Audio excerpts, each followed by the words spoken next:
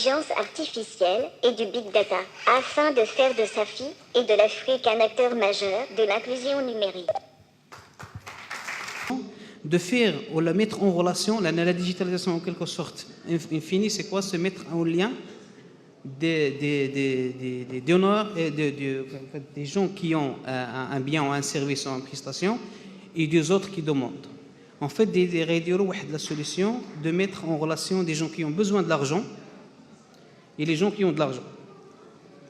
Bien évidemment, en se basant sur la notion de blockchain, effectivement, ولكن كاين دابا ce qui est nouveau في l'Angleterre, c'est que les banques, parce que علاش شافوا راسهم بان حتى هما غتلقى عليهم ce qu'on appelle une ubérisation, حتى هما basically interesting talent that's in Morocco. I think makes Morocco really interesting.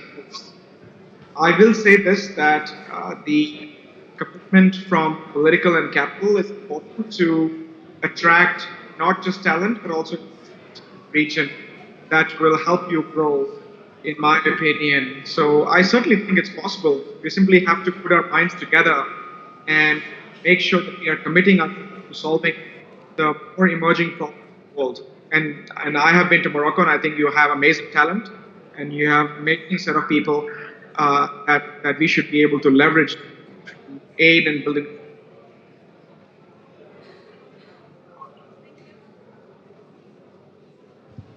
Thank you, Nitin.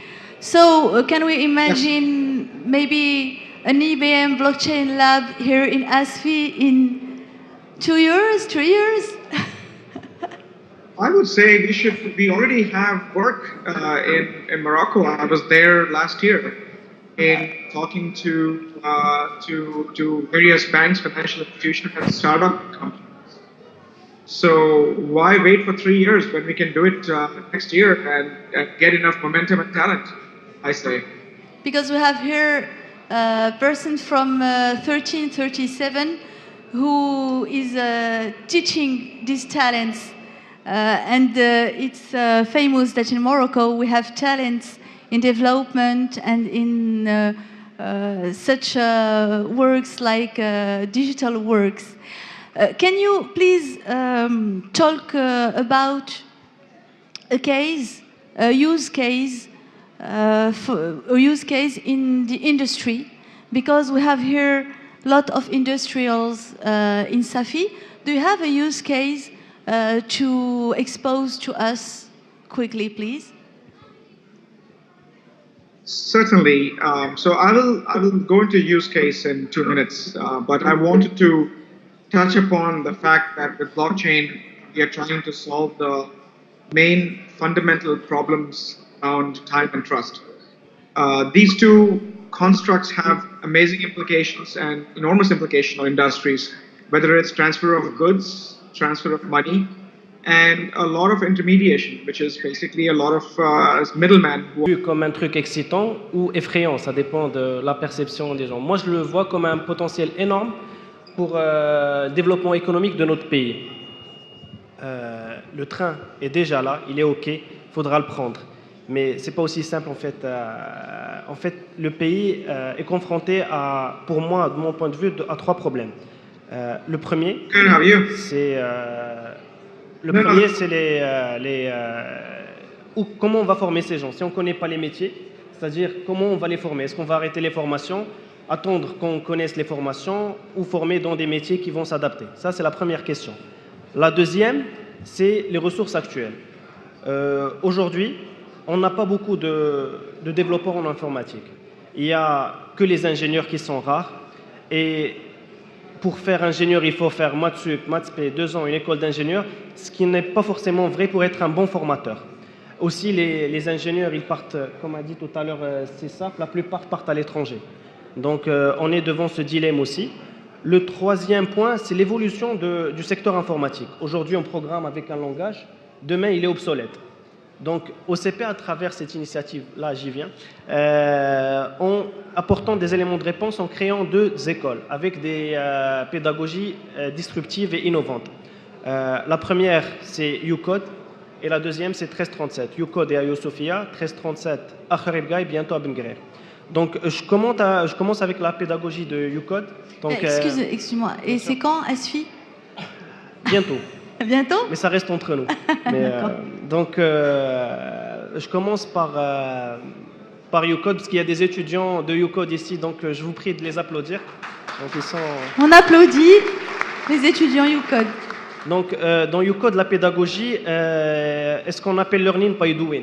On n'est plus dans une approche où on apprend aux étudiants une connaissance, mais plutôt une compétence. Aujourd'hui, vous avez besoin de chercher quelque chose, vous allez sur Google, vous l'écrivez, vous avez en une seconde 10 000 pages qui s'affichent. Et ça, qu'on est au début de l'intelligence artificielle. Bientôt, il sera juste, dans 10 ans peut-être, à penser à la chose et on aura la connaissance. Donc ça ne sert à rien de former des gens à avoir un savoir, mais plutôt à comment utiliser ce savoir. Donc à UCODE, ils ont des projets réels d'entreprise pour les confronter à la situation de demain. Donc ils n'ont pas de prof, ils ont juste un référent pour les guider. Mais c'est à eux de trouver, à réaliser les projets. Au niveau de 1337, c'est une autre pédagogie, c'est en peer learning. On est à pratiquement 300 étudiants, donc on s'est dit on n'a pas besoin de profs. Qui sont ouverts à tout le monde. Ils ouvrent un marché mondial de plusieurs milliards de personnes, de consommateurs, de clients, de têtes pensantes avec lesquelles on peut interagir. Mais par contre, ils présentent un danger. Si on n'adhère pas à cette vague, c'est pour ça qu'on a dit take the wave, si on n'adhère pas à cette vague, on risque d'être écrasé par le dépassement de la technologie. On ne se retrouvera plus, on ne reconnaîtra plus nos clients. Nos clients ne sont plus les mêmes, ne sont plus les gens qui vont dans les boutiques pour acheter. Un tailleur de veste n'est plus le même, un coiffeur n'est plus le même. Les livreurs de pizza, ils ont changé, ils commencent à communiquer. Maintenant, on prend tous les rendez-vous sur Internet, on se fait livrer par Internet, on achète du monde et on peut livrer au monde. Si j'ai une boutique actuellement qui vend et qui vendait pour une population de 10 000 personnes, avec la nouvelle technologie, je m'expose à une population de plusieurs milliards de personnes qui sont totalement accessibles, qui sont potentiellement mes clients. Si je n'adhère pas, les gens qui sont dans l'autre coin du monde, qui font partie des 3 milliards de personnes, vont vendre chez moi et je perdrai mes clients. Je perdrai ma capacité de fournir un service. En tant qu'administration publique, je perdrai l'autorité et la capacité de pouvoir interagir avec des citoyens qui sont devenus interconnectés. En tant que société, mon service ne satisferait plus les consommateurs qui sont devenus beaucoup plus exigeants et qui peut-être ne sont plus disponibles là où je regardais avant, qui sont disponibles ailleurs, dans un monde digital, dans un monde plein d'innovations. Cette innovation vient aussi ramener des challenges en termes de façon de vivre. C'est une humanité qui change. C'est une humanité qui a changé. Il faudrait justement qu'on se positionne dans le temps. La transformation digitale, elle fait déjà partie du passé. C'était les années 2008 et environ. Actuellement, on parle de technologie de rupture, on parle d'intelligence artificielle, on parle de big data, on parle de smart, on parle de technologie. Et Safi, c'est 4.0, c'est le début de la nouvelle ère, l'ère du digital. C'est-à-dire que aujourd'hui, le Maroc est en position de devenir un acteur incontournable, non seulement du digital, mais de toutes les nouvelles technologies. L'important, c'est justement le positionnement de provinces comme Marrakech, Safi, et que ces provinces donnent la chance aux collectivités, aux étudiants, mais aussi aux entreprises d'investir dans l'avenir et de créer l'expertise de demain. On ne connaît pas l'expertise de demain, donc on va voir ce qui va se passer. L'important, c'est de donner aujourd'hui l'agilité et l'attractivité nécessaire à tout cet écosystème pour que demain les choses se passent ici.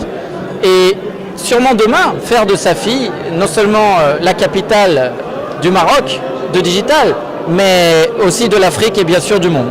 Donc aujourd'hui, il y a eu tout un panel de personnes et de personnes importantes qui viennent du monde entier pour parler de ça. Ça montre bien qu'on est au début de cette nouvelle ère. Maintenant, place à l'action, tous ensemble, pour qu'il y ait vraiment des choses concrètes qui se passent et que demain,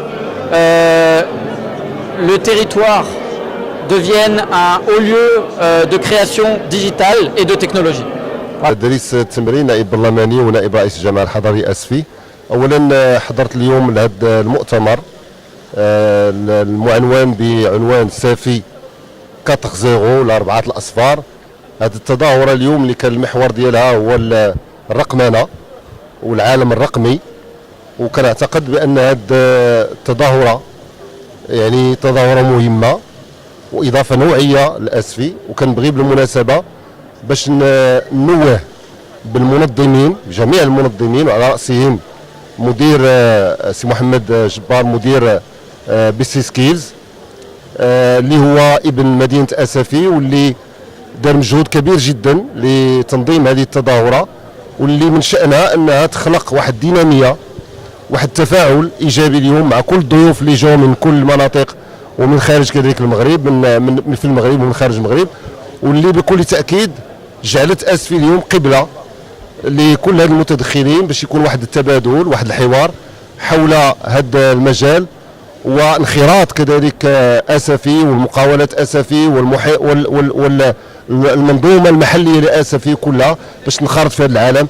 فهذا شيء ايجابي كنوهوا به وكندعموا وكنتمنى التوفيق لهم وكنتمنى النجاح لهذا الملتقى وشكرا. انا سعيد الورادي شركه شارت بلو شركه ديال التواصل وديال الاشهار. كان لي الشرف اننا نظمنا هذه التظاهره هذه ساهمنا في التنظيم ديالها مع فرقاء مهمين اقتصاديين ثقافيين وجهات الاستثمار اللي حاولت انها بطبيعه الحال الاداره عماله مكتب شريف الفوسفات مركز استثمار شركه بي سي سكيلز جمعيه ديال الاقتصاديين ديال المناطق الصناعيه باسفي.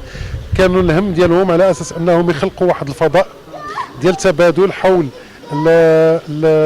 المجال الرقمي حول تنقولوا لا ترانسفورماسيون ديجيتال اي التحول الرقمي لكي تكون مدينه اسفي مدينه ذكيه مدينه قادره على التنافسيه مع مجال اخرى عالميه ومع مدن اخرى عالميه في الميدان الرقمي.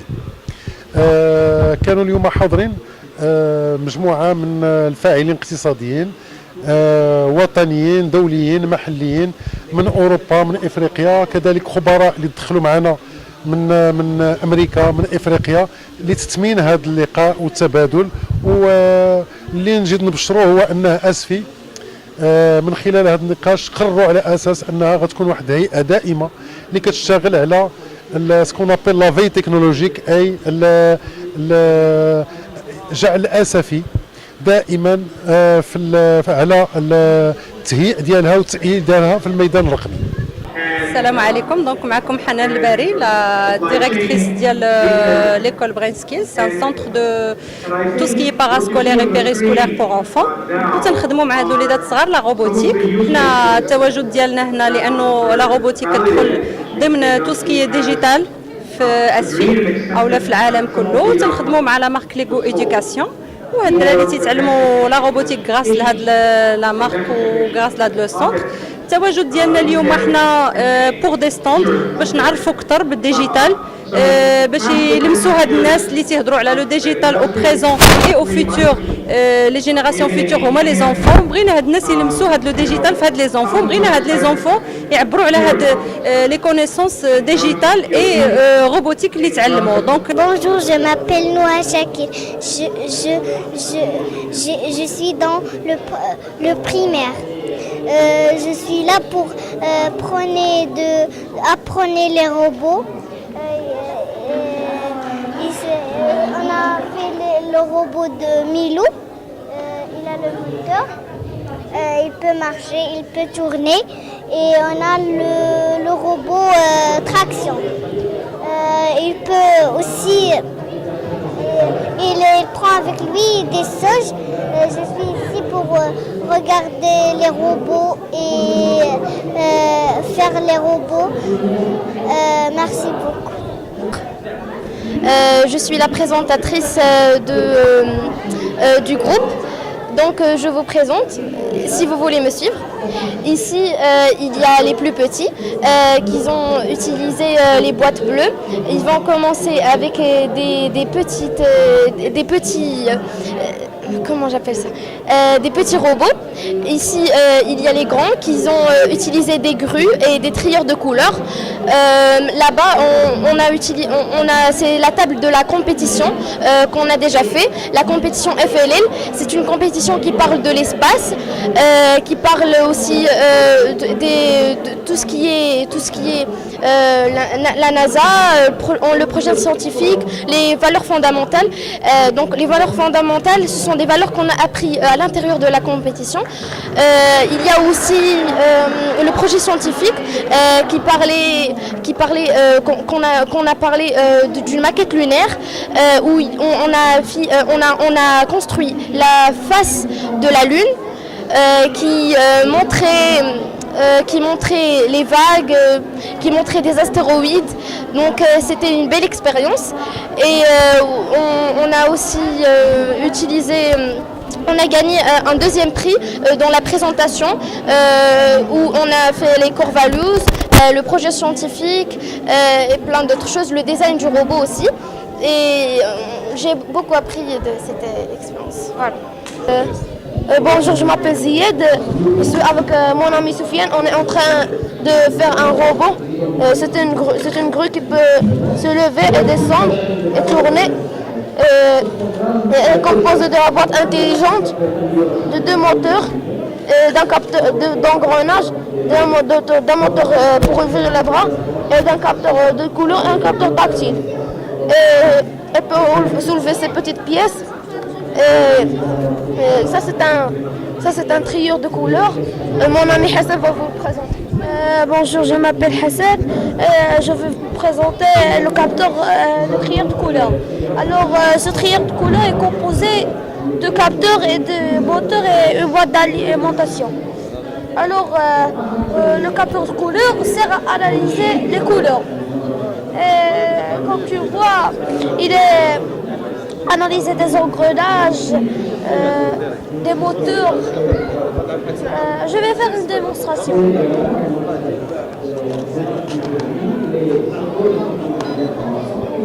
On analyse l'objet.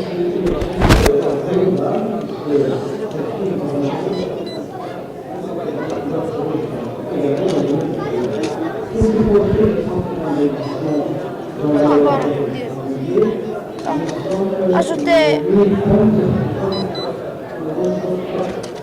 une verte, une jaune et une rouge.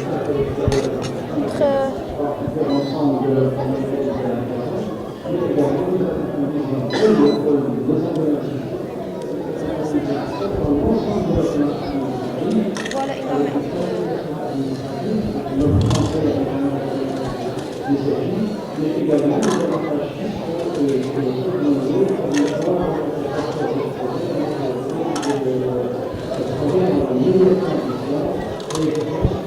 Et je tiens à remercier le Centre Plateau de ces activités qu'il nous réserve. Bonjour, je m'appelle Mariam Etab Khalim. Je fais de la robotique au Centre Plateau.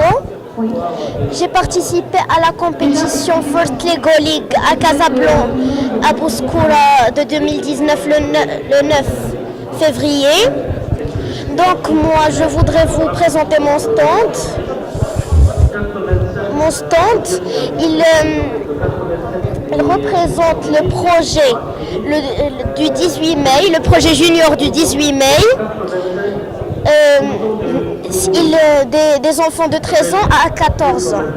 Bonjour, je m'appelle Jihan Gada, étudiante deuxième année cycle ingénieur à l'INSEAD ASFI, en génie industriel. Je suis le coach de l'équipe astronaute qui participe à la compétition First Lego League, FLL, dans l'école centrale à Casa.